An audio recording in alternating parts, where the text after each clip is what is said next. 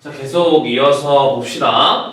이제 어떻게 보면은 문법에서 마지막 챕터인 국어 4하고 실제로 모의고사를 풀어봤든 아니면은 개인적으로 공부를 했든 그리고 1학년 내신에도 범위가 이제 조금씩은 포함이 됐던 내용이고 이 부분을 어려워하는 친구들이 굉장히 많죠.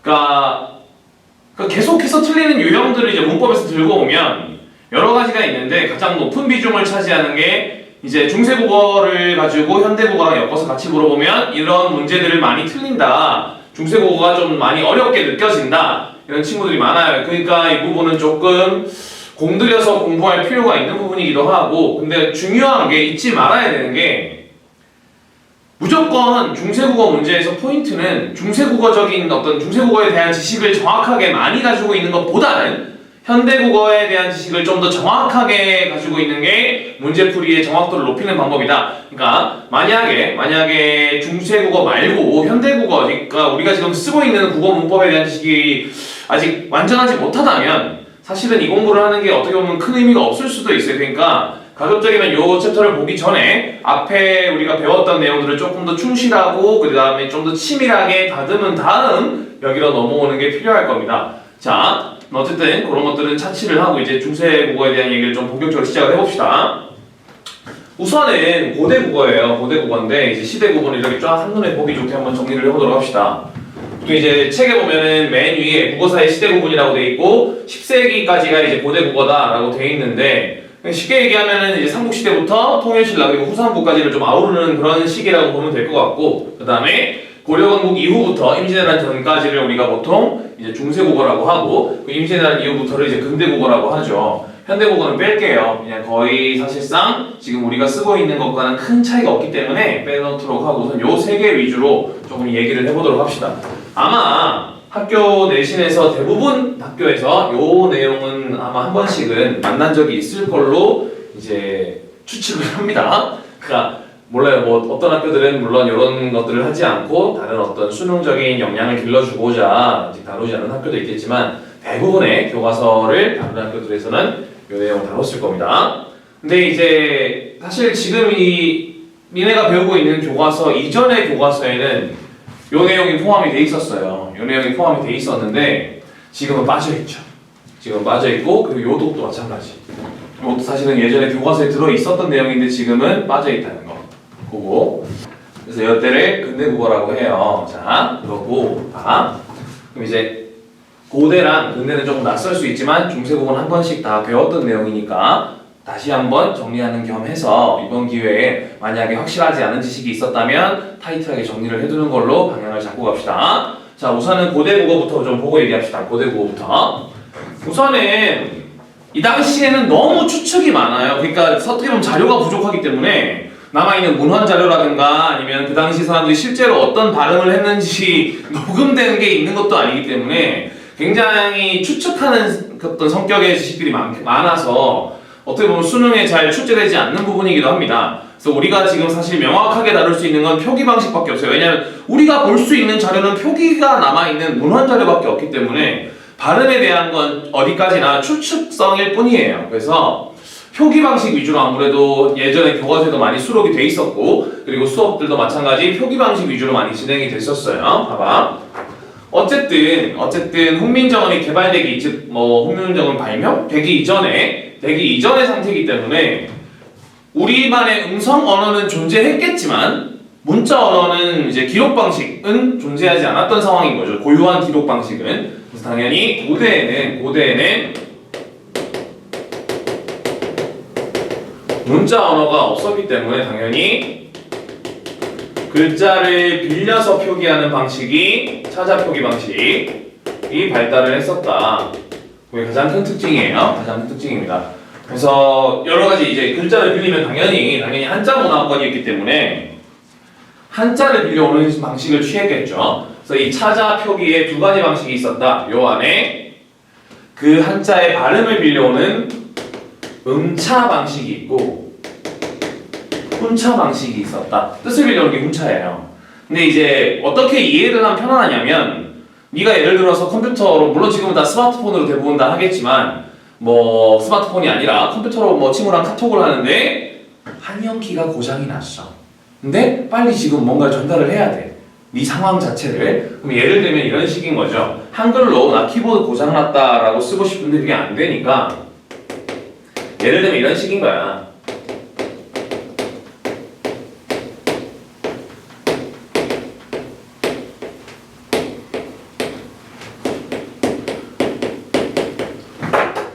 이런 식으로 쓰는 거죠. 예를 들자면 나 키보드 고장났다는 말을 이런 식으로 쓰는 거죠.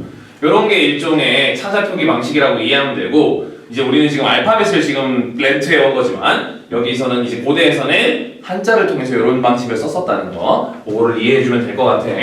자, 그러면 이제 표기 방식 안에 이제 보면은 칸 안에 여러 가지가 있죠. 제일 먼저 나오는 게 고유명사 표기라고 돼 있어요. 제일 먼저 나온 게 지금 고유명사인데, 자, 그러니까 예를 들면 이 교복에 있는 명찰에다가 이름을 쓰는 방식이 있었다는 거지. 그잖아? 네 이름을 뭔가 발음은 했을 건데 그걸 표기하는 방식에는 두 가지가 있었다는 거예요. 그게 중요합니다. 어쨌든 그 고유명사를 표기하는 방식이 처음에는 걔 이름을 음을 유사한 한자를 골라서 음차해서 쓰는 표기 방식이 있었고, 걔 이름의 뜻을 빌려서 표기하는 방식이 있었어요. 그래서 이 명찰을 쓰는 방식이 두 가지인 거지. 네 이름을 발음 그대로 써놓는 방식이랑 네 이름의 뜻을 갖다가 명찰에 박아놓는 방식이랑. 근데 읽을 때는 이게 표기 방식이 두 가지라는 거지. 발음은 고유어 위주로 갔을 것이다. 고유어로만 갔을 것이다. 그렇게 이해를 해주면 돼. 이게 명찰의 표기 방식이 두 가지인 거야. 뭐 쌤 같으면 뭐라고 할까? 예를 들면 이런 거죠. 이렇게 써 있고 이렇게 쓰는 방식이 있어. 이름 그대로 발음 그대로. 그러면 뜻을 가지고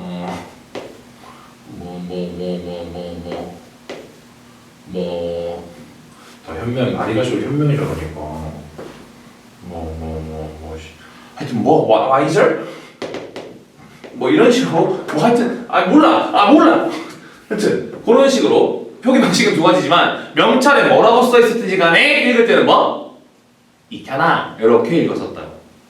고유어로만 읽었다는 것만 정확하게 알고 있으면 돼요. 지금 표기 방식이니까 어쨌든. 그 다음에 두 번째 서기체 방식이 있어. 이게 예를 들면 이게 임신서기석에서 발견된 방식이다라고 해서 서기체라고 해요. 근데 요게 이제 그냥 말 그대로 설명을 해주면 한글 어순, 즉 한국어죠. 한글이 미안합니다. 한국어 어순을 우리가 쓰는 방식이 있을 거고, 그 다음에 한문의 어순이 있죠. 중국어의 어순. 중국어 어순을 이게 표기를 원래 이제 중국어 스타일대로 쭉 하자면 이제 어순 중국어 어순대로 주어 먼저 나오고 서술어가 나오고 목적어나 다른 이제 객체가 나오는 그런 방식인데, 그거를 중국어 어순을 한문 어순을 한국어 어순에 맞게 바꿨다는 거야. 예를 들면 이렇게 썼다는 거죠. 자, 이런 방식이 있으면 우리말 어순에 맞게. 자, 요건 봐봐. 주어, 동사, 목적어 이렇게 되죠. 요거를 이런 식으로 바꿨다는 것이. 주어, 목적어, 서술 이런 식으로. 이런 방식으로 바꾼 게 임신서기체예요. 임신서기석에서 발견된 서기체 방식입니다. 그래서 이렇게 이해를 해두면 될 것 같고, 그 다음에 세 번째 이두 구결 향찰이 있는데, 그러니까 이두는 보기 책에 한자의 음과 뜻을 빌려서 우리말을 적은 표기법이고, 일반적으로는 국어의 문장 구조에 따라서 한문의 어순을 조절한 다음에 이제 거기에 토를 달았다. 구결도 마찬가지. 거기에 이제 한문 어순을 유지한 채 토를 달아줬다. 이런 식으로 아마 이제 돼 있을 거예요. 근데 솔직히 다 필요 없고, 솔직히 얘네도 필요 없어요. 거의 수능에는 출제된 적이 단 한 번도 없습니다. 사실상 이 중에서 그나마 하나 던지자면 볼만한 게 향찰. 향찰은 지금 책에 보면은 이제 한자의 음과 뜻을 빌려서 우리말 문장 전체를 표기한 방식이다라고 되어 있는데, 이게 향찰이 왜 그나마 건질만한 게 있냐면, 중요한 게 표기 원칙이 음차를 할 때랑 훈차를 할 때 원칙이 나름 뚜렷하게 존재했어요. 그러니까 언제 음을 렌트하냐면 한국어에 없는 문법, 그러니까 한문에 없는 문법 요소를 한국어로 표현해야 될 때. 예를 들면은 이제 형식 형태소 같은 거.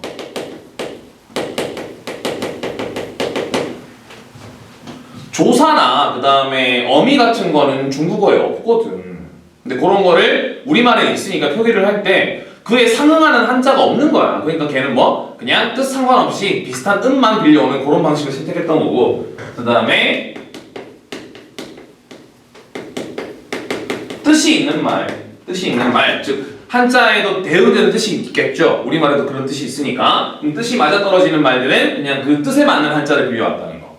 그래서 요 두 가지 패턴에 따라서 원칙이 명확했기 때문에 나름 고대 국어를 걸고 넘어진다면 향찰이 가능성이 제일 높습니다. 그래서 향찰은 이런 표기 원칙을 나름대로 가지고 있었구나, 그것만 제대로 정리해주면 제가 봤을 때는 고대 국어는 나머지는 사실 공부를 안 해도 무방하다, 과감하게 얘기하건데 소신 발언하자면 사실 필요 없다.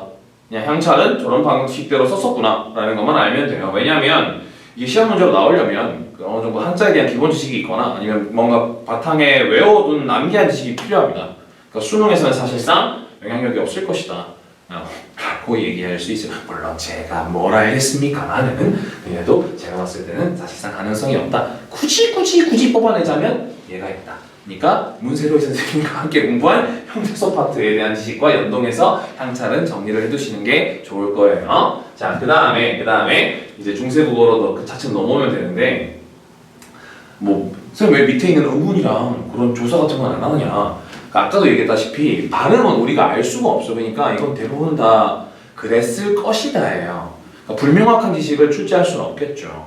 그러니까 만약에 내신이라면 그렇게 추측했을 것이다라는 식으로 선택지 얘기할 수 있겠지만, 가급적이면 이런 식의 확정적이지 않은 정보들은 모의고사나 수능에는 출제되지가 않습니다. 예를 들면 몇 년 전에 복수 정답이었던 문법 문제가 있어요. 그러니까 문제가 됐던 게 이제 늦잠 이런 거야. 그러니까 사실은 이게 학자들 사이에서도 늦이 접두사처럼 사용되긴 하는데 이게 접두사로 볼 수 있느냐 아니면 어근으로 봐야 되느냐 논란이 있었던 거죠.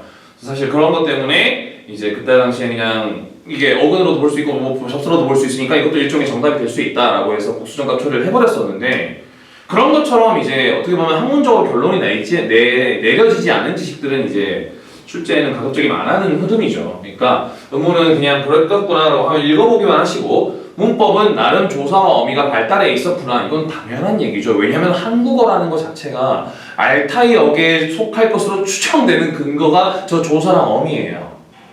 그러니까 조사랑 어미가 서로 교차되면서 뭔가 계속 교체되고 다른 걸로 바뀌고 이렇게 뒤에 이제 뭔가 체연 뒤에 붙든 어간 뒤에 붙든 붙어서 만들어진 말이구나, 뭔가 바뀌면서 붙어서 만들어진 말이라고 해서 이런 특징들을 가진 언어를 우리가 보통 알타이어계라고 추측을 하기 때문에 이게 어떻게 보면 국어의 가장 기본 정특입니다. 조사와 어미가 발달되어 있고 그게 결합을 한다. 그러니까 이거는 당시에도 조사와 어미가 발달되어 있었구나 정도로만 정리를 하면 될 것 같아요, 제 생각에. 그리고 넘어가셔서 뭐 당연히 이제 문화적 교류가 있으면서 외래어도 유입됐겠구나 정도로만 고대 국어는 정리하시면 될 것 같아요. 다시 한번 말하지만 던질만한 건 요겁니다. 중세국어로 넘어오세요. 자, 중세국어에 이제 획기적인 사건이 벌어지죠. 물론 고려 건국 이후에도 많은 어떤 방식들이 있었겠지만 사실 기록이 많이 남아있진 않아요. 누군가의 과감한 결단에 의해서 사실상 자료가 다 불태워지고 남아있는 게 없습니다. 그래서 사실은 이 1443년 이전의 자료들보다는 이 훈민정음이 창제된 이후의 것들이 잘 이제 시험 문제로 나오는 포인트들이 되고요. 그것들을 통해서 당시 언어 생활이 어땠는지를 우리가 추측할 수 있죠. 그래서 어떻게 보면 1443년 훈민정음의 이제 제자 원리부터 좀 보는 게 필요한데, 지금 수능 특강 212페이지에는 훈민정음의 제자 원리에 대해서는 사실 기록된 이제 뭐 정리된 게 없어요. 그래서 요거는 따로 좀 얘기를 하고 정리를 하고, 만약에 포스트잇이나 아니면 연습장이 있으면 거기 따로 정리를 한 다음에 책에다 같이 붙여놓는다거나 그런 게 좀 좋겠네요. 자, 제자 원리 1443년에 훈민정음이 만들어지고 1446년에 훈민정음이 반포됩니다. 그러니까 3년 동안은 당연히 만들었으니까 바로 오픈하는 게 아니라 시뮬레이션을 돌려봐야지 버그가 있나 없나. 그러니까 나름 그걸 위해서 이제 클로즈 베타 테스트를 했었다라고 이해하면 될 것 같아요. 왜 3년이 걸렸는지 궁금하다면. 자, 어쨌든지 간에 중요한 게 요거고 요 제자 원리는 사실 중3 때부터 계속해서 배웠던 내용이기 때문에 이제는 조금 익숙하지 않을까라고 희망을 가져보겠어요. 자, 초성의 제자 원리부터 하나씩 봅시다. 자, 뒤에 최소화만 하고 있는 거야. 자, 초성의 제자 원리는 우선은 당연히 모양을 본따서 만드는 상형, 그리고 가회, 그리고 발음의 위치는 똑같지만 모양이 다르다라고 해서 다를 이자에 몸체자 써서 이체자가 있어요. 자, 그러면 조금 좀 그림을 좀 그려 제껴야 되니까.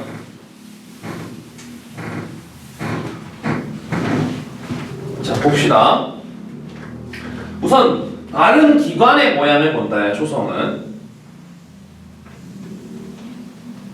내 마음대로 그릴게. 자, 이렇게 사람 단면도가 있다고 쳤을 때 우선은 제일 먼저 어금니 뒤쪽에 혀가 붙는다라고 해서 여기 봐. 자, 여기에 혀가 이런 식으로 올라가요. 이런 식으로. 이쪽을 향해서. 그래서 어금니 뒤쪽으로 혀뿌리가 이제 혀가 닿는다고 해서 어금니 아자를 써서 아음이 됩니다. 요 모양에서 본따서 상형에서 만든 글자가 기억이 되죠. 됐나? 그 다음에 혀가 물론 이게 디테일한 모양이 막 이렇게 나오진 않는데 대충 이렇게 앞쪽으로 가요. 대충. 그러니까 좀 더 디테일하게 좀 더 혀끝을 좀 표현해주자면 이런 식이야. 사실 여기서 이걸 본다예요. 그래서 니은 글자가 만들어지고 혀끝이 이렇게 닿는다고 해서 이거를 우리가 설음이라고 합니다. 그래서 여기서 본따서 만드는 글자가 니은. 그리고 요거는 이제 한문을 제 추측입니다. 한문에서 약간 어떻게 보면 좀 참고를 한 것 같은데 입을 벌린 모양에서 만들어진 한자가 입구자죠. 그거와 똑같이 우리도 입술이 벌려진 모양에서 상형을 한 글자가 입구자와 비슷하게 생긴 미음이 됩니다. 그 다음에 요거 여기서 이제 또 상형을 하죠. 이빨 모양에서. 그래서 이빨 모양을 본땄다고 해서 시음이 되고 요것과 비슷하게 생긴 시옷이 거기서 상형한 글자가 됩니다. 그 다음에 여기 목구멍 땅에 보면 이렇게 생겼죠. 미안합니다. 자, 어쨌든 간에 후음이라고 합니다. 목구멍 후자 써서. 그리고 이응이 우리가 알고 있는 이응이 이제 후음이 이제 만들어지는 거죠. 본따서.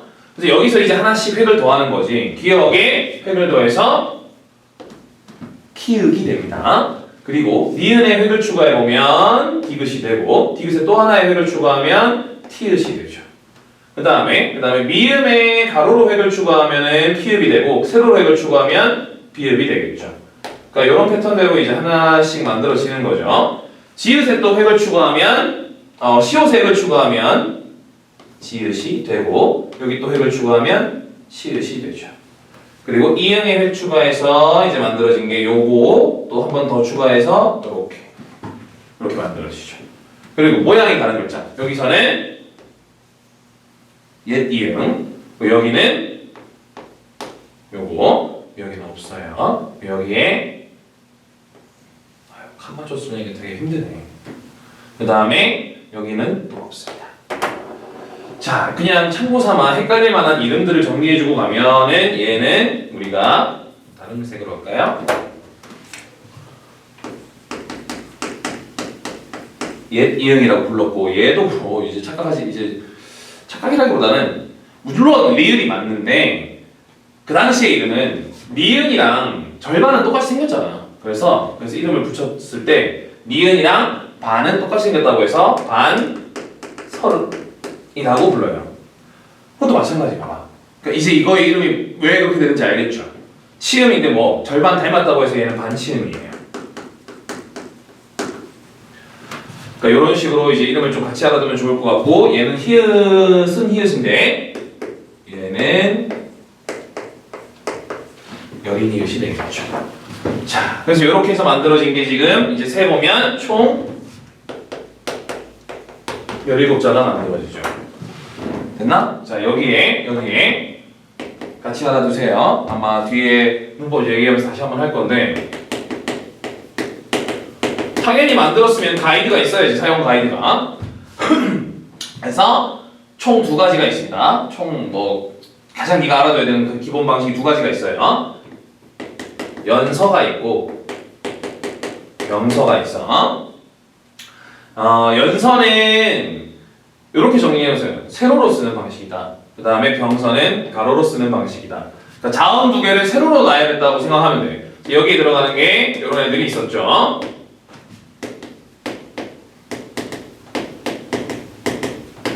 이런 애도 있었고, 우리한테 제일 익숙한 거는 사실 얘죠.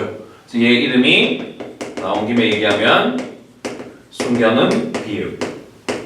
그러니까 비읍이랑 이응을 세로로 놔야 하는 거잖아. 그래서 그렇게 쓰는 방식이 있었다. 그런 걸 우리가 연서라고 불렀다 라고 이해하면 될 것 같아요. 그럼 병서는 가로로 나열하는 건데 두 가지가 있었죠. 각자 병서라는 게 있었고, 그 다음에 합용병서라는 게 있었지. 각자 병서는 같은 글자 두 개 나란히라고 이해하면 돼요. 그래서 우리가 흔히 알고 있는 쌍기역, 쌍디귿, 쌍비읍 같은 게 각자 병서에 해당하는 글자였구나라고 이제 쉽게 이해를 할 수 있을 것 같아. 합용병서는 서로 다른 글자를 두 개나 세 개 나란히 썼었다는 거. 자, 여기서는 이제 계열이 세 가지가 있어. 비읍으로 시작하는 비읍계가 있고, 그 다음에 시옷으로 시작하는 시옷 계열이 있고, 그 다음에 비읍 시옷 써서 비읍 시옷 쓰고 뒤에 하나 더 추가해서 쓴 비읍 시옷계가 있었다. 그렇게 이해할 수 있을 것 같아. 자, 요거는 본 적 있어요. 본 적 있어. 세종어제 훈민정음 할 때 이럴 때 썼었잖아. 수매, 물론 그 당시 무수매 이렇게 읽었겠죠. 요것도 낮으니까 잘 안 쓰인다. 요렇게 시옷디귿 써가지고 쓰다라민이라 이렇게 했었고, 요것도 마찬가지 이런 식으로 쓴 글자들이 있었죠. 그러니까 요렇게 정리를 해두시는 게 필요해요. 우선 초성 제자원리. 그래서 제자원리의 상형과 과액, 이체 세 가지 방식의 이제 사용 범위까지 정리를 해두시면 더 도움이 되겠죠. 그리고 이걸 외워두면 나중에 또 어떤 써먹냐면 요거 이해하고 있고 요거 외우고 있으면 그 음운 파트에서 이제 어떻게 보면은 좋은 위치 외울 때 요거 같이 연결해서 외우면 생각보다 되게 편하게 외울 수 있습니다. 그러니까 여러모로 알아두면 나쁘진 않다. 그러니까 정리를 해둬라. 그렇게 말씀을 드릴 수 있겠어요. 자, 그 다음에 그리고 두 번째 중성의 제자원리. 사실 이제 요 파트에서 그 이도라는 사람의 클래스가 엿보이죠. 굉장히 발상이 이제 어떻게 보면은 스케일이 크다. 그리고 그거를 이제 현실에 어떻게 그렇게 잘 연결시킬 수 있었는지. 물론 뭐 같이 일했으면 굉장히 같이 일하기 피곤한 스타일이었겠지만 요즘 뭐 세종을 약간 어떻게 보면은 욕하는 게 트렌드잖아요. 뭐 웹툰이든 아니면 뭐 실록에 대한 분석이든 유튜브든 뭐 세종이 어떻게 보면 혹사의 아이콘, 그다음 뭐 부린 사람 계속 부려먹기 등등등 뭐 이런 식으로 나와 있는데 뭐 실제로는 그렇지 않았고요. 뭐 그렇게까지 막 그런 성군, 뭐 당연히 성군이죠. 훌륭한 임금인데 뭐 제가 또 뭘 알겠습니까마는 머리 좋은 애들 특징이 있어요. 뭔가 비어 있으면 못 참아. 그리고 만들어야 돼. 만들 때도 어떻게 만들어야 돼? 잘 만들어야 돼. 그러니까 이렇게 되게 무서운 스타일이죠. 머리가 좋아서 승질이 더러운데 미안합니다. 자, 어쨌든 되게 엄격한데 어떤 시스템 자체에 대해서 엄격한데 보통 만들다가 이게 좀 사람이 게으름을 루즈해질 수 있는데 이 사람은 그런 게 없죠. 이렇게 밀어주는 스타일. 아무튼 이게 여기서 이제 나오는 게 우선은 제자원리에서 상형은 똑같아요. 이렇게 되죠. 그래서 우리가 알고 있는 천지인 체계가 이제 상형에서 나오는 거고, 자, 그럼 이제 여기부터 어떻게 좀 생각을 하면 편하냐면 그냥 이것도 제 맘대로 설명하는 거예요. 제가 또 뭘 알겠습니까? 그죠? 근데 어쨌든 네가 파노라마 사진을 찍는다고 생각을 해봐. 아니면은 뭐 360도 사진을 찍는다라고 생각을 하고 땅에서부터 이렇게 여기서부터 이렇게 여기서 이렇게 찍는 거야. 사진을 찍으면 사진이 이렇게 되겠죠. 땅이 있고 이렇게 여기도 땅이 나오겠지 사진에. 그리고 중간에 하늘이 보이겠지. 그 사이에 지나가는 사람들이 있을 거예요. 자, 이렇게 그리면 뭐가 돼? 세상이 만들어지죠. 자, 그리고 세상의 일부분을 떼내면 그때 뭐가 돼요? 그게 글자가 돼요. 이렇게 되면 아가 만들어지죠. 이런 식으로 글자를 만든 거예요. 그러니까 세상과 글자를 연결시킨 거지. 그 다음에 여기에 이제 동양 철학이 들어가는 게 이렇게 돼요. 세상을 두 개로 나눠. 동양 철학에서 세상은 뭐와 뭐에 좋아요? 음부와 양에 좋아하죠. 자, 짝대기 오른쪽과 짝대기 위쪽에 점이 있어. 동양 철학에서 오른쪽과 위쪽은 뭐야? 양이에요. 그래서 여기에 이쪽에서만 이렇게 해서만 이쪽 사이드로 만들어진 글자는 양성 모음이 돼요. 그 다음에 짝대기 왼쪽이랑 아래쪽은 뭐야 돼? 왼쪽과 아래쪽은 동양 철학에서 음에 해당하죠. 그러니까 이쪽 사이드에 해당하는 모음들은 음성 모음이 되고 이쪽 애들은 양성 모음이 되는 거죠. 물론 밝고 경쾌한 소리, 어둡고 뭐 조금은 뭐 이런 소리라고 해서 그것도 맞는 말입니다. 그것도 맞는 말인데 동양 철학적으로는 이런 식에서 이제 만들어졌다. 그러고 보셔도 될 것 같아요. 그래서 그렇게 이해하면 좀 더 머릿속에 남지 않을까 그런 생각이 들고 양성, 음성 모음. 그래서 이제 저런 식으로 합성해서 만들어서 한 번 합성한 초출자가 있죠. 그래서 만들어진 게 양성 모음 아, 오, 어, 우 네 가지가 있죠. 스케일이 장난 아니잖아요. 저거 어떻게 상상을 해? 자기 혼자. 그 다음에 제출자 야, 요, 여, 유. 글쎄요, 뭐 산스크리트어랑 닮았다. 그 다음에 뭐라더라? 또 다른 언어 뭐 있었더라? 하여튼 그런 식으로 해서 이제 불교 경전에서 많이 사용되는 언어들과도 많이 어떻게 보면 연관성이 있어서 그걸 참고한 거다라고 하고 거기서 이제 만들어진 어떤 발상으로 뭐 영화도 있었죠. 근데 사실 글자 모양에서는 큰 어떤 연관성은 없습니다. 사실은 이게 기록에 남아 있는 것도 없고 어떤 자료를 되게 주로 참고해야 이런 걸 밝힌 적도 없기 때문에 그냥 영화적인 상상력 정도로만 보면 되지 않을까. 그래서 어쨌든 이렇게 해서 모음자 11자가 만들어져요. 자, 그래서 양성모음, 음성모음까지 이해가 됐으면 자 그럼 이제 얘네는 그래 알겠어. 이렇게가 양성이고 이렇게가 음성이겠네. 그리고 자 그럼 여기 이제 정리해보자. 역시나 동양 철학이라 생각하면 편해. 동양 철학에서 하늘은 뭐야? 향, 땅은, 인간은 이건 중성이죠. 그 당시에 이는 중성모음으로 분류했었다. 그렇게 이해하면 편할 것 같아요. 물론 현대국어에서 이는 음성모음이에요. 자, 그 다음에 여기 이제 추가로 역시나 모음도 가이드라인이 있었죠. 쉽게 이제 부서법이라는 게 있어. 붙여 쓴다는 거야. 붙여 쓴다는 건데 부착하다 돼. 붙일 때 이제 어디에 붙이느냐가 두 가지가 있죠. 우서 오른쪽에 붙이느냐, 하서 아래쪽에 붙이느냐. 모음은 자음에 오른쪽에 붙여서 쓴다. 모음은 자음에 아래쪽에 붙여서 쓴다는 방식이 있었던 거지. 그래서 예를 들면 이런 거. 얘는 뭐야? 히읗 뒤에 옆에 오른쪽에 아가 붙어 있죠. 그 다음에 요거는 히읗의 아래쪽. 히읗의 아래쪽. 됐나? 그래서 이런 식으로 해서 자음이 이제 만들어지면서 모음은 오른쪽이나 아래쪽에 붙었고, 자 그러면 물론 뭐 이해하기 편하게 이런 것도 자음이 아래쪽에 붙어 있었던 거죠. 자 그럼 요거는 이름이 뭐가 돼요? 이제 정리를 해보자. 여기 이름이 아래아였지, 그치? 이제 왜 아래아인지 알겠죠? 발음은 아 발음이 나는데 자음의 아래쪽에 붙은 아잖아. 무슨 말인지 알겠지? 그래서 아래아가 되는 거예요. 됐나? 그렇게 해서 정리하면 조금 더 머릿속에 남을 것 같아. 자 그럼 부서법 말고 또 뭐가 있었냐면 합용. 그러니까 그러니까 자음을 했던 것처럼 자음에도 이제 합용병사가 있었던 것처럼 모음도 합용이 있었던 거죠. 예를 들면 이런 거야. 두 개 붙여서 이런 글자 쓰는 거지. 읽을 때 에라고 읽었냐? 아니, 이때는 아니라고 읽었어요. 이중모음이 되겠죠, 이때는.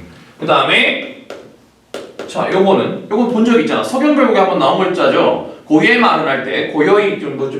고이요이. 정확한 발음은 요거예요. 이요이. 그러니까 이 당시에 삼중모음도 있었다는 것도 사실 추측해 볼 수 있는 거죠.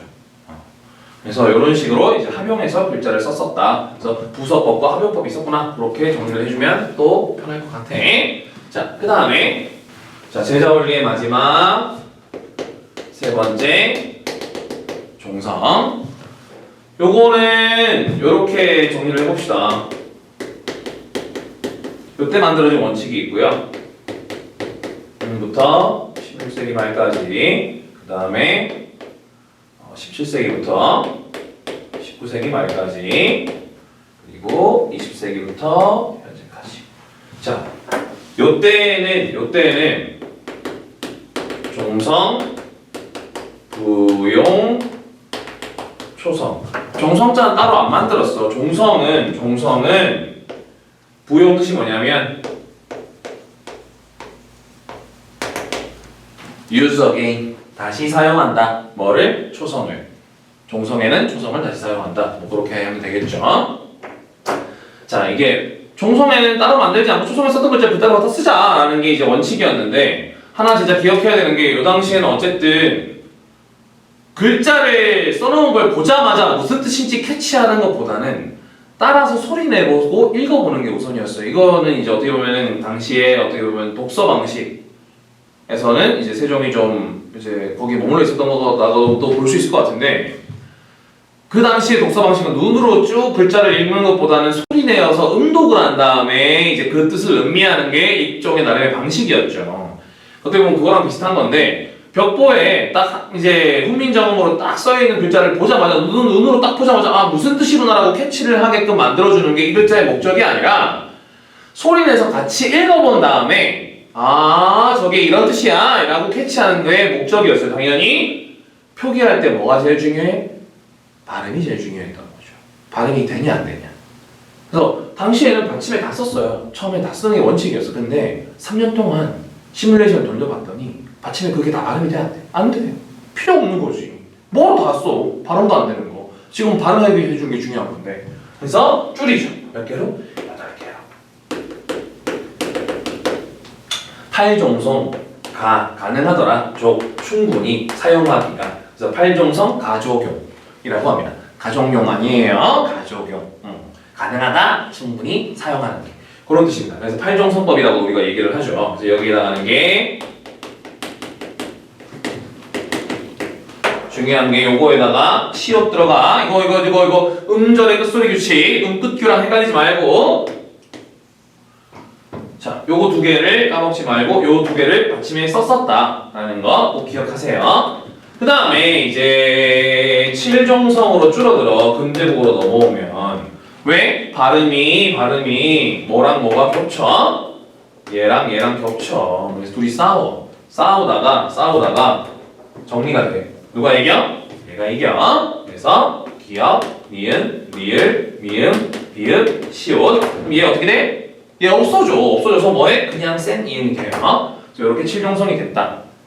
그래서 요거만 받침에 쓰고 요거만 발음하는 걸로 이제 어느 정도 가닥이 잡힌 거고, 그 다음에 20세기로 넘어오면은 발음은 음절 끝소리 규칙에 따라서 대표 외국까지 역시나 뭐 외웠죠. 뭐 그녀 다리만 보여, 뭐 가느다란 물방울, 그놈 다리만 보여, 뭐 가느다란 명박이, 뭐 일배만 기다리고 등등등 여러 가지 외우는 방식이 있으니까 다 외웠겠죠. 자, 어쨌든 간에 20세기부터는 이제 표기로 갑니다.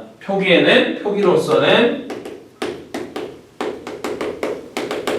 사실상 종성부용 초성과 유사해요. 그래서 그렇게 이제 어떻게 보면 흐름을 한꺼번에 정리를 해두면 편할 것 같아요.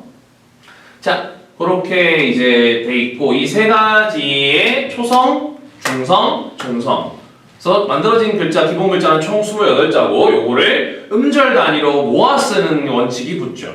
그래서 한글의 특징에 알파벳과 가처럼 자음 모음이 따로 존재한다고 해서 음소 문자의 성격이 있다고도 하고 음절 단위로 모아 쓰기 때문에 어떻게 보면 음절 문자로서의 성격도 조금 있다고 할 수 있다라고 얘기할 수 있고 그 다음에 알파벳과 가장 구별되는 결정적인 차이점과 우수성이 글자의 모양이 비슷하면 발음도 비슷하고 글자의 획이 더 많으면 소리가 더 세지죠. 그래서 이런 걸 가지고 글자의 모양이 글자의 성질을 보여준다고 해서 자질 문자라고 합니다. 그래서 그런 것들을 한글의 어떻게 보면 가장 큰 우수성으로 보고 과학적인 체계를 갖추고 있다라고 얘기를 하는 거죠.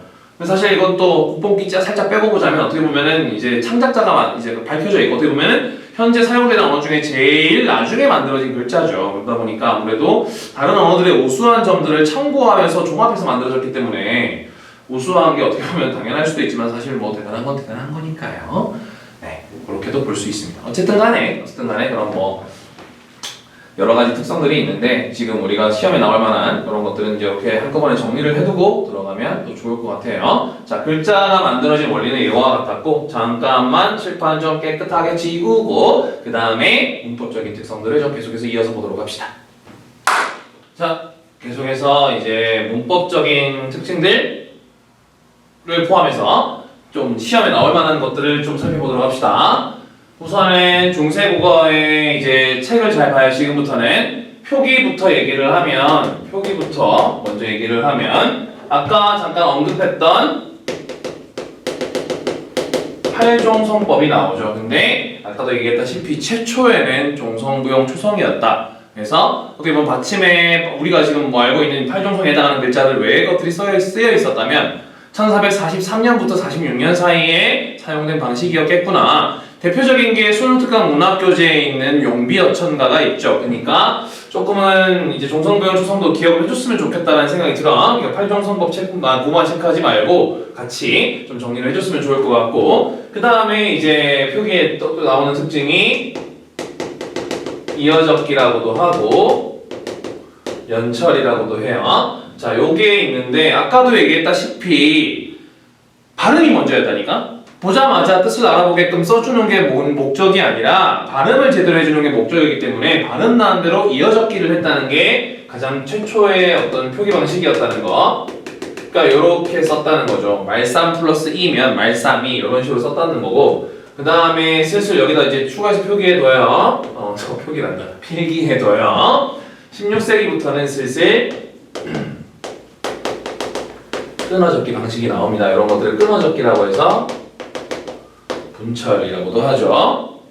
그래서 얘는 이제 슬슬 요런 형태가 등장을 하기 시작했구나 라는 것까지 같이 알아두시면 돼요. 그래서 끊어적기 형태도 어느 정도 등장을 했었다는 거랑 그 다음에 이제 또 하나 나오는 게 그 당시에 띄어쓰기는 존재하지 않았다라고 지금 책에 되어 있고요. 그래서 표기 방식은 요 지금 크게 보면 어떻게 보면 요 두 가지죠. 이제 핵심적으로 알아두는 게 요 두 가지고 그 다음에 표기는 요 정도로 하고 넘어가고 음운에서 이제 조금 주의를 해줘야 되는 게 자음에서의 특징 그리고 모음에서의 특징이 있죠. 우선은 자음에서 현대국어에 쓰지 않는 한자들 중에 글자들 중에 요게 있어요. 이런 식의 표기 방식은 현대국어에 없죠. 숨겨놓은 비읍 그 다음에 여린 히읗 얘네 둘은 꼭 기억해야 되는 게 사라진 시기라 같이 알아두면 더 좋아. 15세기 말경으로 이제 말경에 소실됐을 걸로 추측을 해요. 그 다음에 요 숨겨놓은 비읍은 소실이 되면서 현대국어에 어떻게 보면 비읍 불규칙 용언의 태초가 됐다는 거. 그러니까 비읍이 오나 우로 바뀌게 되는 거죠. 비읍이 탈락하면서.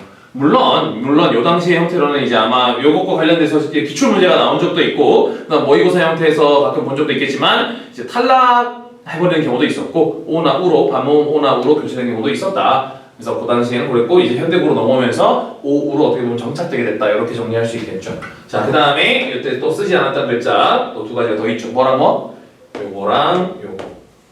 그래서 얘네 둘은 16세기 말경에 소실됐을 것으로 추측을 해요. 그리고 요것도 마찬가지 요 반치음도 현대국어의 시옷 불규칙 용어가 어떻게 보면 연결되어 있다는 거. 뭐 같이 정리해둘 수 있겠죠. 둘 다 평가원 기출 문제에 한 번씩은 등장했던 거니까 기본적으로 알아두는 게 좋습니다. 그만큼 중요한 포인트라는 거겠죠.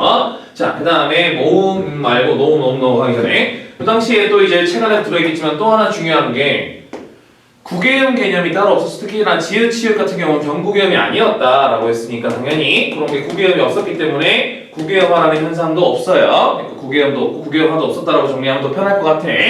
자, 그 다음에 모음 안에 들어있는 게 제일 현대국어에 안 쓰는 거 요게 존재했다는 거 아래 아. 근데 얘는 나중에 발음은 없어지는데 표기는 끝까지 남아있어. 거의 끝까지 남아있다가 거의 1930년대 와서 사라집니다. 이것도 좀 와야지 완벽히 사라지는 이제 표기라고 보면 될 것 같고. 그 다음에 카나다에도 물론 설명이 되어 있는데 여러 가지 합용 방식이 있었고 3종 모음도 있었고 한데 이제 원순 모음화 개념이 없었다. 이것도 우리가 내신한테 몇 번 얘기했던 거죠. 원순 모음화. 혹시나 이제 아직 기억이 안 나는 친구들을 위해서 다시 한번 설명을 하자면 미음, 비읍, 피읍 같은 양순음이 을을 만났을 때 이 으가 우로 교체되는 현상이 원순 모음화인데 그런 게 아직 존재하지 않았다. 그 얘기예요. 자, 그렇게 정리를 해두면 좋을 것 같아. 모음에서는 그거랑 그 다음에 꼭 하나 놓치지 말아야 되는 게 굉장히 중요한 거. 모음에서는 굉장히 빡세게 모음 조화를 지켰다. 초반에는 굉장히 엄격히 준수하다가 이게 점점 현대국어로 오면 올수록 가까워질수록 굉장히 이제 물란해지기 시작했다. 지키지 않기 시작했다. 뭐 그렇게 이해하면 좋을 것 같아요. 양성모음 초반에는 양성모음끼리, 음성모음끼리 굉장히 엄격하게 지켰고 요것 때문에 사실은 작년 사설 모의고사계에서 수능에 나올 거라고 굉장히 기대를 걸었던 것 같아. 근데 요것 때문에 다양한 이 형태가 존재해요. 그러니까 뭐 현대국어로 따지면 주격조사 이가 이런 게 있죠. 어떨 때 이 쓰고 어떨 때 가 쓰는지 받침 있을 때는 이를 쓰고 받침이 없을 때 가를 쓰죠. 그러니까 그런 것처럼 이제 다양한 이 형태가 모음 조화에 따라 존재했다는 거지.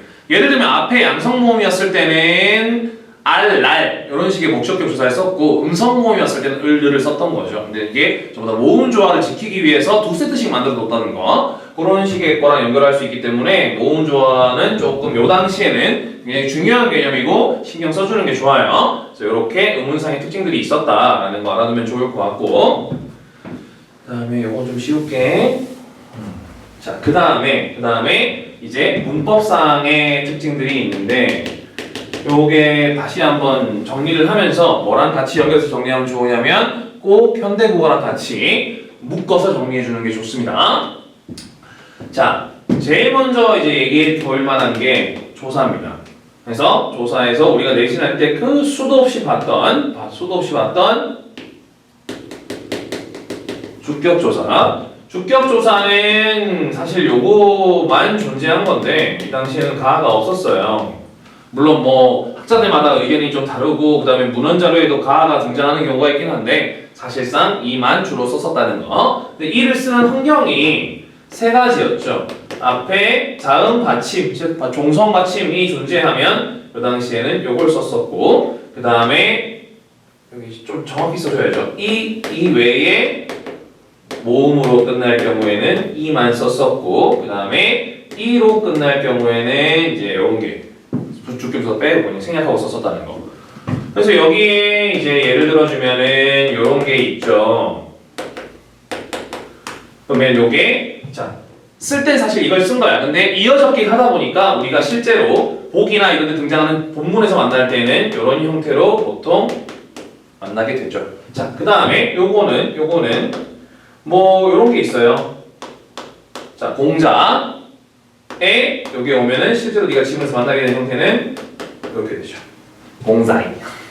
자, 그 다음에 요거는 책에도 아마 예시가 있을 것 같은데 자, 불휘죠. 정확히 얘기하면 이렇게 되면은 이로 끝나니까 여기는 아무것도 안 쓰고 본문에는 이대로 쓰여 있게 된다. 자, 그럼 해석해 줄게 어떻게 하면 얘는 말씀이가 되고 그다음 말이라고 되겠죠. 얘는 공자가, 얘는 뿌리가 이렇게 되겠죠.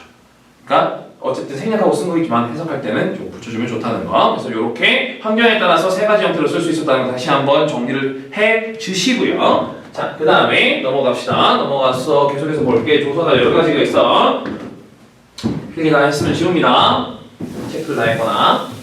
자, 그렇게 한 다음에 아까도 얘기했다시피 목적격 조사 같은 경우 자, 알날 을을이 있는데 앞에 붙는 체언의 말이 이제 체언 끝에 있는 음절의 모음이 양성 모음이면 알날 그 다음에 음성 모음이면 을을 이렇게 썼다는 거죠. 자, 예를 들면은 나랄 이렇게 되겠지. 나의 아는 양성이니까 너가 오면 어떻게 돼? 그냥 예를 든 거야. 너의 어가 오면 너를 이렇게 되는 거죠. 그러니까 이런 식으로 이 형태가 존재했었다는 거. 역시나 목적 요소도 같이 이런 식으로 같이 알아두면 좋겠고요. 그 다음에 여기에 조금 더 디테일하게 볼게. 관형격 조사. 관형격 조사는 우선은 이렇게 정리를 합시다. 물론 책에도 설명이 되어 있지만 높임의 유정명사. 자, 말 나온 김에 품사할 때 또 혜미쌤이랑도 얘기했죠. 유정명사는 사람과 동물 그리고 그 두 가지만 유정명사로 보시고 그 외의 것들은 무정명사예요. 자, 존칭의 유정, 즉 높이는 유정명사 또는 그냥 무정명사일 때는 요거 썼었다. 자, 그 다음에 평칭, 높이지 않는 유정명사에다가 양성 모음이 끝에 오면은 요거 썼었고요. 평칭 유정에다가 음성 모음이 오면은 요거 썼었다. 그렇게 정리를 할 수 있겠죠. 자, 요거는 뭐 돌림 편하냐면 나라는 사람이 아니잖아. 동물도 아니고 그럼 무정명사야. 그럼 어떻게 해? 이렇게 표작하는 거죠. 그래서 나라 말싸움이 이렇게 되는 거죠. 그래서 해석할 때는 나라의 이렇게 되는 거죠. 자, 요것도 이제 요거는 예를 들어보다 요거 예를 들면 좋을 것 같은데. 존칭의 유정명사는 뭐가 그럼 있냐? 그러면 이런 거 있죠. 붙다 이렇게 되죠. 자, 이렇게 하면 이제 정리하면 조금 예를 들면 편할 거고 나머지 시들은 이제 책을 보시고 참고를 하시면 좋을 것 같아요. 자, 그 다음에 여기 또 잘 보이려나? 쌤 그냥 여기다 우선 쓰고 지울게요. 부사격 조사는 역시나 마찬가지 양성 모음이 오면은 요걸 썼었고요. 그 다음에 음성 모음이 오면은 요거, 그 다음에 이가 오면은 요거 썼었다. 그래서 이것도 마찬가지 굉장히 다양한 이 형태가 있었다. 이것도 같이 알아두시는 게 좋겠죠. 그럼 뭐 비교 부사격 조사 도곤 이런 것들도 있는데요. 그것까지 디테일하게는 굳이 암기할 필요는 없을 것 같아요. 수능을 위해서라면. 그래서 최소한 이 정도는 좀 알아두면 편하다. 왜 굳이 암기할 필요가 없고 이렇게 적어주느냐라고 할 수 있는데 다시 한번 말하지만 최소한입니다. 최소한 알고 있으면 보기를 읽을 때 네가 보기 읽는 속도 자체가 훨씬 더 빨라지겠죠. 그러니까 얘는 권장사항입니다. 가급적이면 중세국어의 지식들은 조금 어느 정도는 암기를 해두는 게 권장사항입니다. 문제를 빨리 해결하기 위해서. 다시 한번 말하지만 정확도만 얘기하자면 현대국어를 정확하게 알고 있는 게 훨씬 더 중요합니다. 자, 어쨌든 부사격 조사까지 봤고요. 그 다음에 심지어 보조사도 있어. 보조사도 두 세트야. 우리가 알고 있는 많이 쓰는 보조사 은이 있죠. 그럴 때 양성 모음에는 그 당시에는 난 썼었고 음성 모음에는 은을 썼었다. 그렇게 같이 정리할 수 있을 것 같아. 물론 관형사형 어미조차도 좀 달라요. 명사형 어미도 실제로 어때? 이건 어미 좀 얘기할 때 합시다. 조사는 요 정도로 우선 할 수 있을 것 같아요. 좀 지우고 봅시다. 요거는 진짜 자주 건드려요. 관형조사는 많이 건드리는 개념이고 정말 줄기차게 등장하는 거니까 바로 지금 알아두시는 걸로. 자, 조사는 이 정도. 자, 그 다음에 어미. 그 당시에는 이제 명사형 어미가 기는 아직 나오기 전이에요. 명사형의 기는 나오기 전이고 현대국어의 음에 해당하는 음이 있었던 거지. 근데 역시나 모음조화, 큰음의 모음조화 때문에 이렇게 또 두 개가 있어요. 양성 모음에는 옴을 썼고 음성 모음에는 음을 썼다. 그래서 사실은 수매가 여기에 해당하는 거죠. 왜냐하면 자 예를 들어 볼게. 쓰다잖아, 그지? 의가 오니까 여기에 붙죠, 여기에 붙죠. 그래서 수음이 되는 거죠. 그 다음에 수매잖아. 다시 한번 배웠던 거니까 방금 얘기했던 거니까 도사도 음성 모음이니까 여기 오는 거야, 그지? 그래서 네가 실제로 만나게 되는 형태는 어떻게 돼? 이렇게 되는 거죠. 그러니까 이런 식으로 모음 조화를 꼭 같이 해주면 좋겠죠. 이해할 때. 자, 명사형 어미는 이렇게 있었고요. 그 다음에 관형사형 어미도 사실은 관형사형 어미 은는을던 기억하나? 현대국어에? 그것도 있어. 중세국어에 안난. 그럼 역시나 마찬가지. 관형사형 어미도 양성 모음으로 끝나는 어간 뒤에 이런 거 써요. 음성에다가 역시나 마찬가지 이런 식으로 씁니다. 그래서 이런 식으로 모음 조화에 따라서 다양한 어떤 이 형태들이 굉장히 많이 존재했기 때문에 정리를 하고 좀 알아두시는 게 제 생각에는 도움이 되지 않을까 그런 생각이 들어요. 자, 어미를 이제 봤고요. 그 다음에 계속해서 볼게. 이제 선어말 어미가 있습니다. 선어말 어미. 이게 또 이제 높임 표현인데 그 표에 있는 순서대로 할까? 우선 그럼 의문문부터 봅시다. 의문문에 이거는 어제 또 얘기했던 건데 어제 우리 왜 볼 때 그 종결 표현 볼 때 의문문에서 쌤이 중세국어랑 같이 연결을 해둬서 정리를 해서 정리를 해주면 좋을 거다. 자주 물어본다 라고 얘기를 했는데 자, 요 개념이에요. 설명 의문문 얘는 당연히 의문사 들어가고 끝에 뭘로 끝나? 끝에 어미든 의문 보조사든 뭘로 끝나? 어디가? no니까 보계열로 끝나. 됐어? 그 다음에 판정의문문이야. 판정의문문 대답이 네 아니요로 나오는 거예요. 얘는 의문사 없어요. 의문사 없이 자 반문 나가 되죠. 그러니까 아계열로 끝나는구나 라고 조금 정리를 해도 괜찮습니다. 자, 그 다음에 이제 2인칭이 주어로 나올 때는 니은다를 썼다. 니은다를 썼다. 예를 들면 쌤 정확하게 기억하고 있는지 모르겠지만 어쨌든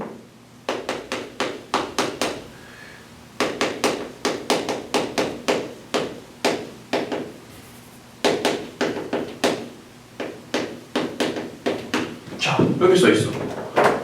손대는 누구누구에게예요. 손해가 아니라. 자, 어쨌든 너 누구에게 글 배운다. 배운다는 뭐다? 의문형 어미야. 그러니까 뭐 너 누구에게 글을 배웠니? 이렇게 되는 거죠. 그래서 그렇게 여러 가지 종류가 있었다. 이건 이제 아마 사이트에 쌤이 정리되어 있었던 걸 봤던 것 같은데 요 세 가지 의문문의 종류 뭐 알아두시면 되겠어요. 자, 그러면은 높임 표현을 좀 봅시다. 이게 선어말 어미인데 결국에는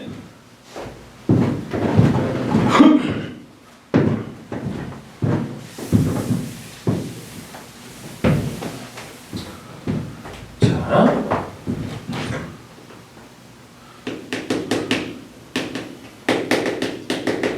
주체 높임을 위해서는 깨서 있었어. 이런 거 있었고 여기에 선어말 어미 시, 샤 있다니까? 이거 어제 높임 표현할 때 했던 거잖아. 시는 언제 써? 뒤에 자음 붙을 때. 샤는 뒤에 모음어미 붙을 때. 그거 썼었다고. 그 다음에 객체 높임 조사도 있어. 끼, 부모끼, 받자언 이런 식으로 쓰잖아. 그 다음에 선어말 어미가 이제 여기 나오죠.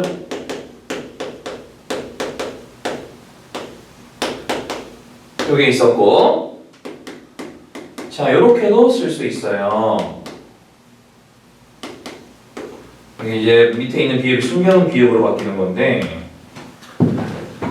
자, 숨겨놓은 비읍이 그러면 이제 좀 뒤늦게 설명하는 감이 좀 있긴 하지만 얘는 그럼 왜 있었냐? 그러니까 울림소리 비읍이라고 이해하면 편할 것 같아. 그러니까 예전에는 교과서에 이론 설명할 때도 나왔던 건데, 자, 요거를 쌤이 자모를 가로로 나열해 볼게. 그럼 요렇게 돼요. 요거를 알파벳으로 발음 기호를 쓰면은 요렇게 돼. 자, 이게 뭐냐면 얘는 그냥 안 울림소리 기억인 거야. 근데 얘가 문제인 거지. 봐봐라, 봐봐라. 얘도 울림소리고 얘도 울림소리지. 왜? 둘 다 모음이니까. 모음은 전부 다 울림소리잖아? 그럼 이 기억은 뭐야? 울림소리 사이에 끼어있죠. 그러면 울림소리 사이에 끼어있다 보니까 여기에도 뭐가 섞여서 들어가? 울림이 섞여서 들어가는 거죠. 그래서 얘는 울림소리 기억이에요. 근데 세종 입장에서는 이걸 표기를 하고 싶은 거죠. 발음이 다르니까 얘는 안 울리고 얘는 울림이잖아? 그래서 같은 패턴으로 요거 가로로 나열하면 이렇게 되잖아? 얘는 안 울림소리야. 근데 얘는 울림소리잖아. 얘는 울림소리 비읍이잖아. 그러니까 울림소리 비읍을 하기 위해서 이렇게 되는 거죠. 무슨 말인지 알겠지? 그래서 보통은 모음 사이에 낑겨 있을 때 이걸 많이 써요. 모음 사이에 낑겨 있을 때 이게 등장을 하는데 요것도 마찬가지라고 보면 돼. 사실 같은 건데 봐봐. 비읍 앞에 아래 아 있잖아. 요거 모음이지, 그지? 그리고 뒤에 자음이 와버리면 모음과 자음 사이에 비읍이 있는 거니까 얘는 그냥 안 울림 소리로 처리했던 거죠. 근데 뒤에 모음이 와버리면 앞에 이 비읍 앞에 있는 아래아도 모음이고 비읍 뒤에 오는 애도 모음이니까 이 비읍이 울림 소리화되면서 이런 식으로 등장해버리는 거지. 무슨 말인지 알겠지? 그래서 요거 이제 뒤에 뭐 어떤 자음으로 시작하는 어미가 오느냐, 모음으로 시작하는 어미가 오느냐에 따라서 이런 식으로 다르게 썼었다. 이렇게 울림 소리가 섞여 들어가는 형태가 있었다라는 거를 기억하고 있으면 될 것 같아요. 예를 들면은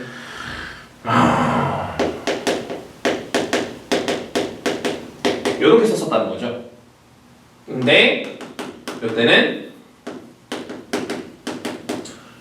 어떻게 돼? 숨겨놓은 비읍이 되면서 뒤에 연철돼가지고 이렇게 되는 거죠. 됐나? 이해가요? 요게 나중에 이제 숨겨놓은 비읍이 없어지면서 어떻게 돼? 가시리에서 잡사와 되는 거지. 이제 이런 식으로 같이 정리를 할 수 있을 것 같아. 자, 요거 예시는 좀 지울게요. 여기다 좀 쓸게. 자, 그 다음에 상대 높임. 요거 뒤에 문제에 나와. 상대 높임 선어만 어미가 두 가지가 나와요. 요게 있고 요게 있어. 요거는 주로 언제 썼다?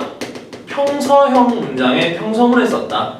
얘는 의문문에 썼던 상대 높임, 청자를 높이는 선어어미다. 자, 얘는 본 적 있잖아요. 가실이, 마찬가지 가실이 나오잖아. 가실이 있고 거기에 나왔던, 그러니까 청자가 님이니까 님을 높이기 위해서 벌써 이제 상대 높임 선어어미 쓴 거죠. 그러니까 그런 식으로 같이 꼭 알아두셔야 될 것 중에 하나입니다. 그래서 역시나 정리를 같이 옆에 해두시면 좋을 것 같아요. 자, 요게 이제 우리가 중세국어에서 볼 만한 어떤 문법적인 주의사항들이고, 여기에 이제 어휘로 뭐 고유어, 한자어, 외래어가 등장을 했었다, 많이 더 유입이 됐었다라는 걸 같이 알아두면 될 것 같습니다. 사실 어휘는 뭐 한번 읽어보는 정도로만 끝내도 괜찮지 않을까? 사실 문제가 건드린 적은 거의 없습니다. 이렇게 봅시다. 이렇게 보고, 자, 이제 차이점을 조금 얘기를 해봅시다. 이제 근대 국어로 넘어오죠. 근대 국어로 넘어오면서 좀 바뀐 것만 쌤이 보라색으로 써볼게요. 보라색으로. 표기에서는 이제 아까도 설명했던 7정성으로 줄어듭니다. 그러니까 디귿과 시옷이 경쟁을 하다가 시옷만 살아남았다는 거 기억하고 있으면 될 것 같고요. 자, 그 다음에 이제 저 이어적기, 끊어적기에 뭐가 이제 추가로 등장하냐면 거듭적기라고 이제 등장을 하죠. 거듭적기는 뭐냐면 한자로 우선 써주면 두 번 써준다라고 해서 중철이라고 하기도 하고요. 그 다음에 이어적기와 끊어적기를 같이 쓰는 거다라고 해서 혼철이라는 말도 씁니다. 근데 어쨌든 간에 이런 식으로 써주는 거지. 이어적기가 이런 식이면 끊어적기는 저런 식이면 얘는 말 쌈미 이렇게 되는 거지. 이런 방식으로 썼었다라는 걸 알아주면 좋을 것 같아요. 그 다음에 음운에서는 이제 구개음이 등장을 해. 또 구개음화도 등장을 해요. 물론 되게 지금처럼의 방식은 아니겠지만 슬슬 국기연화가 일어나기 시작했었다는 거 역시나 알아두면 될 것 같고 쟤네는 싹 다 사라지고 없어요. 쟤네는 사라지고 없습니다. 자, 그 다음에 이제 모음에서는 아래 아의 음가가 소실되기 시작합니다. 그 역시나 요거는 문제로도 나와 있어요. 그리고 자, 그럼 우선 음가, 즉 발음이 사라지기 시작했으니까 발음이 사라지다 보니까 아무래도 표기도 슬슬 바뀌었겠죠. 1차로는 둘째 음절 이하의 것들은 아예 으나 아나 오로 교체되기 시작합니다. 그래서 가장 지금 얘기 드리기 편한 게 마을 이런 게 있어요. 그 다음에 첫째 음절에서는 이제 보통 이후에 첫째 음절에서는 표기는 유지돼요. 표기는 유지되고 발음은 그냥 아로 바뀌어버려요. 보통 발음은 아로 바뀌고 표기가 아에 바뀌는 거는 아까도 얘기했다시피 1900년대 들어가서 그렇게 이제 되기 시작했다는 거 정리해 두시면 될 것 같아요. 자, 그 다음에 아래아의 음가가 소실이 일어나면서 뭐도 같이 나오냐? 원순 뭐뭐 나와요. 원순 뭐뭐 등장했다. 그 다음에 모음 조화가 제대로 지켜지지 않는 게 점점 강해지고 있었다. 그런 방식들 같이 알아두면 될 것 같습니다. 자, 그게 이제 음운상에서 가장 중요한 특징들이 될 것 같고요. 그 다음에 또 하나 또 옆에 보시면은 몰라요. 거기 안에 지금 격음화 이런 얘기가 막 많이 나오는데 사실 필요 없고 표기가 필요 없고 어두장군이 어떻게 됐느냐를 사실 얘기를 할 수 있을 것 같은데 자, 병선은 표기법이고 어두장군은 발음에 대한 거예요. 근데 이제 이건 어디다 써주면 좋을까? 그래서 발음 관습이긴 한데 그냥 여기다가 표기에 같이 좀 적어두는 게 좋을 것 같아요. 이읍계랑 이읍시읍계는 사라지고 없습니다. 비읍시랑 비읍시읍계는 사라지고 없었다는 거. 그냥 표기 자체가 사라진 거니까 그렇게 해서 여기다 쓸게요. 편하게. 맞는지 모르겠다. 어쨌든 저 두 가지 계열은 사라지고 시옷 계열의 병서법만 남아있다. 그렇게 이해를 하면 될 것 같습니다. 그렇게 되면 될 것 같고 자, 이제 문법에서의 특징은 주격조사에 가가 등장합니다. 그리고 명사형음이 기가 등장을 합니다. 이 두 가지가 가장 큰 특징입니다. 그리고 객체로 선행어법 범위는 사라지고 없고 이 책에 보시면 역시나 나와 있죠. 이제 이게 어떻게 보면 공손 선언 범위 바뀌어버렸다. 그런 식으로 나와 있을 거예요. 자, 나머지는 조금씩 설명을 다 했던 것 같네요. 비읍 순경비읍이 사라지면은 비읍 불규칙이 됐고 이게 시옷 불규칙이 사라지면서 이제 시옷 불규칙이 된다. 반침이 사라지면서 시옷 불규칙이 영원히 됐었다. 그런 내용들 역시나 같이 지금 표 안에 들어있는 내용들 보시면 좋을 것 같네요. 자, 그 정도로 정리하시고 다시 한번 말하지만 어휘는 그냥 읽어봐. 그 다음에 현대국어는 지금 나와 있진 않으니까요. 이 정도로만 정리하시면 될 것 같고 어쨌든 메인은 중세국어입니다. 사실 중세국어 이외의 것들이 시험에 출제된 적은 사실 0에 가깝다고 보시면 될 것 같아요. 그래서 이렇게 지금 써준 것들 그리고 우리가 같이 지금 얘기한 것들을 바탕으로 공부를 하면 충분히 가능하다. 대신에 전제 조건은 뭐다? 계속해서 같은 말이지만 현대국어에 대한 지식이 엄격하게, 타이트하게, 치밀하게 잡혀 있어야 된다. 됐어요. 자, 이게 지금 249페이지입니다. 249페이지에 있는 문제인데 이거는 조금 같이 분석해보는 게 좋지 않을까라는 생각이 들어서 지금 중세국어 본문이 수능특강에 수록되어 있는 문제 생각보다 그렇게 많지가 않습니다. 지금 국어사도 어떻게 보면 적용학습이 한 챕터밖에 없고 그래서 가급적이면 나온 자료를 좀 디테일하게 분석해주는 게 필요한 상황인데 자, 그제사가 되죠. 근데 이게 그저 플러스 의 플러스 이제 어마어미 자가 되는데 이게 어떻게 보면은 현대에는 경상도 사투리는 남아있어요. 이제사 이런 식으로 씁니다. 그 박언으로 남아있는 말이고요. 그냥 넘어가도 될 것 같아요. 여기에는 지금 주격조사가 사용되어 있고 자, 요거 쪼개봅시다. 우선은 이어 적기가 적용이 되어 있는 걸 알 수가 있죠. 자, 마삼에 이가 사용되어 있다는 거. 그리고 요게 역시나 주격조사가 되겠죠. 마음이 열리어 왕기 요거는 객체 높임 부사격 조사가 되겠죠. 자, 그 다음에 요거 이제 잘 봐. 요거 이제 요게 아까 쌤이 얘기했던 올림소리 비읍의 형태예요. 봐봐. 요거 쪼개면 요렇게 돼. 살았다. 그래서 어간 요거에 선어말음이 오 붙고 이렇게 돼요. 그래서 여기 이제 숨겨놓은 비읍이 모음 사이에 낑기기 때문에 비읍이 모음 사이에 낑기기 때문에 숨겨놓은 비읍으로 여러 형태로 바뀌었다는 거 이렇게 형태로 분석할 수 있을 것 같고 내는 나의 이 그 당시엔 내라는 표현이 없어요. 나의 주격조사 이가 붙은 거다. 요게 주격조사다라는 거 찾아낼 수 있으면 될 것 같고 말상 듣잡고자 자 여기 이제 중요한 거 나왔네. 요거 자 누구의 말? 왕의 말씀을 내가 왕의 말씀을 자 요거 왕의 말씀은 높여야 되는 거죠. 목적어잖아. 그러니까 뭐 목적어를 높이는 높임법 뭐야? 객체 높임법이죠. 그러니까 뭘 써야 돼? 객체 높임 선어말 어미를 쓰는 거죠. 그래서 이 잡은 요걸 높이기 위한 객체 높임 선어말 어미가 된다. 보고 알아두셔야 되고 그 다음에 아까 쌤이 얘기했듯이 선어말 어미는 두 세트가 있었는데 뒤에 지금 자음으로 시작하는 어미가 붙었으니까 뭐 숨겨놓은 비읍 말고 그냥 비읍이 오는 거지. 자 그렇게 확인할 수 있겠죠. 자 그 다음에 요거 내는 역시나 이렇게 내가 마음이 뭐 이렇게 내가라고 해석하면 되게 이상하지 않아요? 요거는 이제 일종의 관형격 조사를 볼 수 있겠죠. 그래서 나의 마음이 깨달은 나이다. 네 여기서 또 하나 놓치지 말아야 되는 게 요거죠. 자, 내 마음이 깨달았다는 말을 지금 누구한테 하고 있어? 왕께 드리고 있는 거죠. 그럼 듣는 사람이 왕이니까 왕을 높여야 되는 거죠. 그래서 청자를 높이기 위한 평서문. 내 마음이 깨달았습니다. 평서문이죠. 그러니까 상대 높임 선어말 어미를 쓴 거죠. 됐나? 자, 생로병사가 진실로 슬픈 일이로 소리다. 생로병사가 진실로 슬픈 일입니다. 라고 역시나 왕한테 한 얘기죠. 그러니까 같은 맥락이죠. 상대 높임 선어말 어미.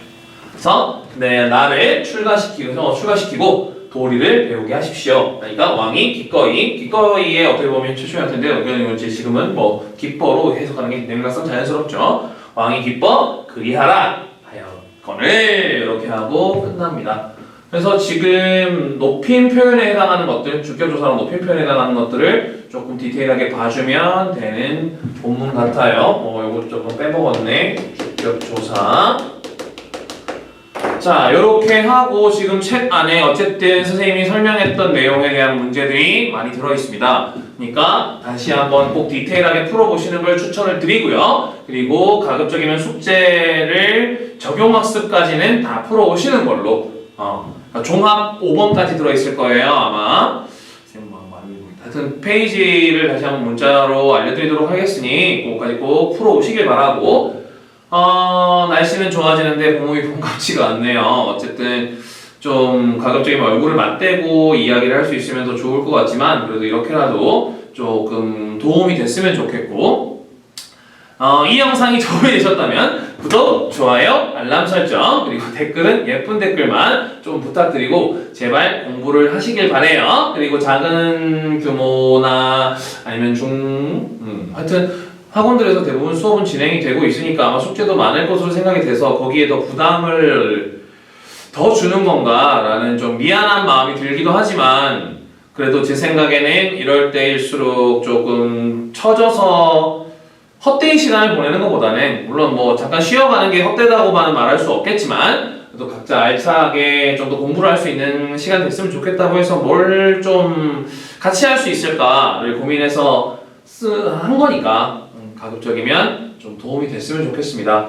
그리고 빨리 이 사태가 진정이 돼서 다시 얼굴을 보고 같이 많은 얘기를 좀 나눌 수 있는 그런 상황이 다시 왔으면 좋겠네요. 그래서 오늘은 여기까지 하도록 하고 꼭 공부를 하신 다음에 저한테 좀 인증샷을 보내주신다든가 아니면 뭐 나쁜 것들을 좀 찍어서 보내주시면 굉장히 좋을 것 같아요. 자, 오늘은 여기까지 합시다. 그동안 고생 많으셨고 수업 듣느라 고생이 많았어요. 수업 듣느라 고생 많으셨고 다시 만나게 되기를 바라겠습니다. 빠이.